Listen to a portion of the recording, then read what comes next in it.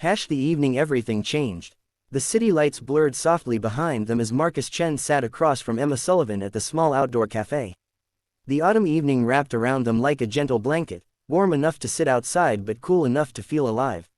Marcus had been nervous all day about this blind date, checking his watch every few minutes, rehearsing conversation starters in his mind. His colleague Sarah had set this up, insisting he needed to get back out there after his divorce. Just meet her, Sarah had said. Emma's amazing, you'll see. But Marcus hadn't expected this. When Emma had arrived, wheeling herself to the table with practiced ease, Marcus felt his carefully prepared conversation evaporate.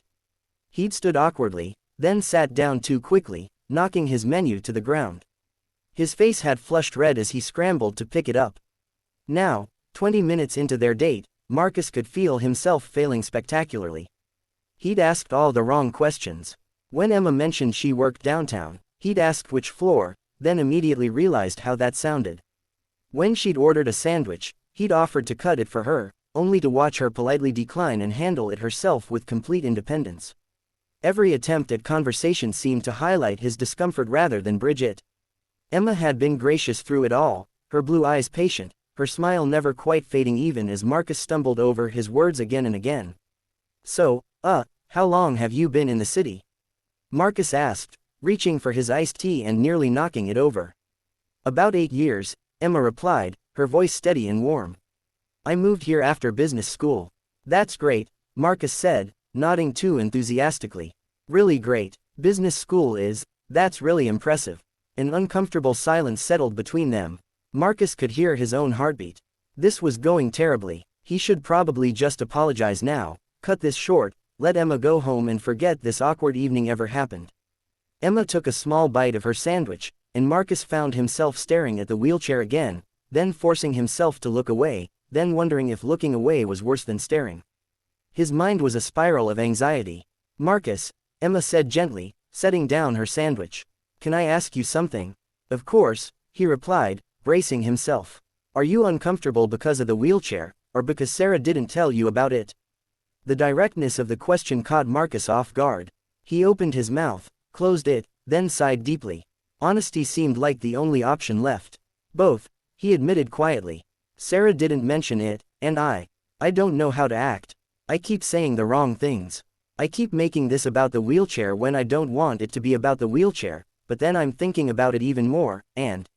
He trailed off, shaking his head. I'm sorry, you deserve better than this. Emma studied him for a long moment, her expression unreadable. Then, surprisingly, she smiled, not the polite smile she'd been wearing all evening, but something more genuine. Thank you, she said. Marcus blinked. For what? For being incredibly awkward and making you uncomfortable. For being honest, Emma replied. Do you know how many dates I've been on where the guy pretends everything is completely normal, that they're totally fine with everything, but they can't make eye contact? They treat me like I'm made of glass, or like I'm some inspiration for just existing. Or worse, they spend the whole time performing their own comfort, trying to prove how enlightened they are. She picked up her drink, took a sip, and continued. At least you're being real about it. That's actually refreshing. Marcus felt something shift in his chest. I still feel like I'm doing this all wrong. You are, Emma said with a slight laugh. But that's okay. Want to start over? How? Emma leaned forward slightly, her hands folded on the table. Stop trying so hard. Stop thinking about what you should or shouldn't say. Just talk to me like I'm a person you want to get to know. Because here's the thing, Marcus, I am in a wheelchair. That's part of my life. But it's not the interesting part. Marcus felt his shoulders relax for the first time all evening. Okay, he said, then tell me the interesting part. A real smile spread across Emma's face. Well, for starters, I run a tech startup. We just landed a major contract with the city to improve accessibility features in public transit systems. That sounds incredible, Marcus said, and this time he meant it without the nervous energy. What got you into that? Honestly, frustration, Emma said, her eyes lighting up. After my accident, I was 23, car crash, I realized how much of the world wasn't built for everyone. I got angry about it. Then I decided to do something about it. As Emma talked about her company, her vision, the challenges and victories, Marcus found himself genuinely engaged.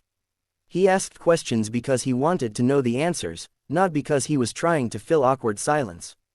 Emma, in turn, seemed to relax, her gestures becoming more animated, her laughter coming easier. "What about you?" Emma asked, turning the conversation. "Sarah mentioned you're an architect." Marcus nodded. "Yeah, mostly residential projects. Though lately I've been thinking about specializing in universal design, making spaces that work for everyone, not just able-bodied people." "Is that a recent interest?" Emma asked, raising an eyebrow slightly.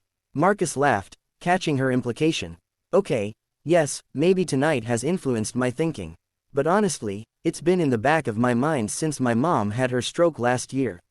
Suddenly her own house became an obstacle course. I helped her modify it, and it made me realize how much we take for granted in how we build things." The conversation flowed naturally after that. They talked about their families, their favorite books, the best coffee shops in the city. Marcus told Emma about his disastrous attempt at learning to play guitar during the pandemic. Emma shared her love of adaptive rock climbing and how terrified she'd been the first time she'd tried it. As the evening deepened and the city lights grew brighter around them, Marcus realized he'd stopped noticing the wheelchair entirely. Not because he was pretending it wasn't there, but because he was too interested in Emma herself. When their waiter came by to ask if they wanted anything else, Marcus glanced at Emma. "I'm not ready for this to end," he said. "Would you want to take a walk? Or, a roll?" "Sorry, is that?" Emma laughed, a genuine, delighted sound. "A roll works. And yes, I'd like that." They made their way down the tree-lined street, the pace easy and comfortable. Marcus found himself telling Emma about his dreams of traveling to Japan, and she shared her plans to expand her company to other cities.